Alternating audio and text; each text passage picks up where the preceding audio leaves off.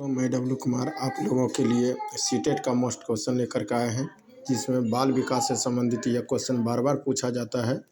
जिसमें पहला क्वेश्चन है, भाषा एक भाषा में सबसे छोटी इकाई का अर्थ क्या है? इसका करेक्ट आंसर होगा फोनीम्स। अगला क्वेश्चन है दोस्तों, भाषा कौशल में सबसे कठिन है, इसका करेक्ट आंसर लिखना। तीसरा क्वेश्चन है, सामान्य लोग भाषा को केवल डैश के माध्यम के रूप में पहचानते हैं, इसका करेक्ट आंसर होगा संप्रेषण। अगला प्रश्न है दोस्तों, हमारे संविधान की 8वीं अनुसूची डैश भाषाओं को भारत की मुख्य भाषा के रूप में नामित करता है, इसका करेक्ट आंसर होगा 22 भाषा को।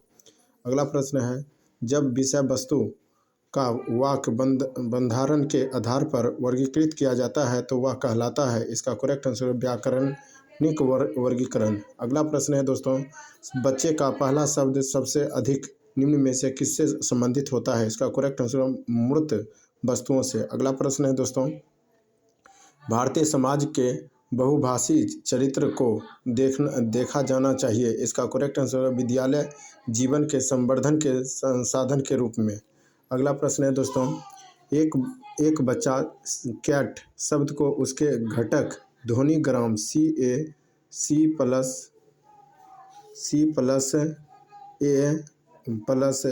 में खंडित करने में सक्षम है, वह किसके गहरे स्तर का प्रदर्शन करता है? इसका करेक्ट आंसर होगा ध्वनि जागरूकता। अगला प्रश्न है दोस्तों, बच्चे भाषा अधिग्रहण डिवाइस के साथ पैदा होते हैं, वह किसने कहा था? इसका करेक्ट आंसर होगा स्किनर, पियाजे और वाइगोत्स्की। ये चारों इनमें से कोई नहीं है। अगला प्रश्न है दोस्तों, डैश बच्चे के भाषा अध्ययन में एक महत्वपूर्ण भूमिका नहीं निभाता है, इसका करेक्ट आंसर होगा वयस्क भाषण की नकल। अगला प्रश्न है दोस्तों, मेटा भाषाई जागरूकता क्या है? इसका करेक्ट आंसर है भाषा के बारे में सोचने और बात करने की क्षमता। अगला प्रश्न है दोस्तों, क्वेश्चन नंबर 12 है, जब बात को वाक्य संरचना के आधार पर समूहकृत किए जाता है तो इसे कहा जाता है, इसका करेक्ट आंसर है व्याकरण ग्रुपिंग। अगला प्रश्न है दोस्तों, कोई छात्र बोलने की कला कैसे सीखता है? इसका करेक्ट आंसर होगा जीवन की वास्तविकता पर चर्चा करके। अगला प्रश्न है दोस्तों, शिक्षक छात्रों को कौन सा गुण सिखाना चाहते हैं? इसका करेक्ट आंसर होगा अवलोकन का गुण विकसित करना।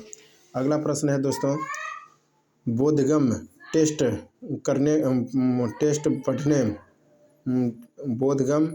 टेक्स्ट पढ़ने का एक अच्छा तरीका क्या है? इसका करेक्ट आंसर होगा टेक्स्ट का जांच कर इसकी व्याख्या एवं मूल्यांकन करना। अगला प्रश्न है दोस्तों, व्याकरण पढ़ना महत्वपूर्ण क्यों है? इसका करेक्ट आंसर शुद्धता के लिए। अगला प्रश्न है दोस्तों, चित्र किस चीज़ों को समझाने में सहायक होता है? इसका करेक्ट आंसर होगा कलाकार के कौशल को। अगला प्रश्न है दोस्तों, प्रथम पीढ़ी के शिक्षार्थी सबसे अधिक कठिनाई महसूस करते हैं, इसका करेक्ट आंसर होगा पहली भाषा सीखने में।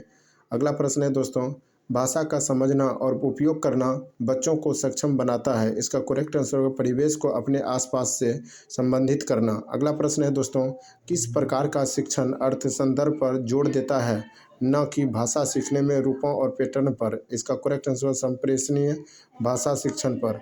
अगला प्रश्न है दोस्तों, एक भाषा जो हमारे घर, स्कूल और सामाजिक परिवेश में संप्रेषण के लिए प्राथमिक रूप से प्रयुक्त होती है, वह डैश कहलाती है? इसका करेक्ट आंसर है प्रथम भाषा। अगला प्रश्न है दोस्तों, भाषाविदों के लिए निम्नलिखित में से कौन सा सर्वाधिक महत्वपूर्ण है? इसका करेक्ट आंसर शब्दकोश और व्याकरण।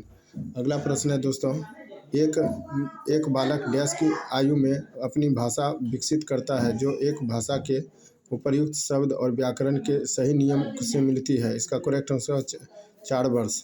अगला क्वेश्चन है दोस्तों, भारत के संविधान के अनुच्छेद डैश के अनुसार देवनागरी लिपि में लिखी गई हिंदी भाषा की राजभाषा है, इसका करेक्ट आंसर होगा 343। अगला प्रश्न है, कोई जानकारी पाने के लिए त्वरित पढ़ने को क्या कहा जाता है? इसका करेक्ट आंसर है स्कैनिंग। तो दोस्तों ये क्वेश्चन ज़्यादा से ज़्यादा शेयर करें, अपने दोस्तों के बीच लाइक करें। धन्यवाद।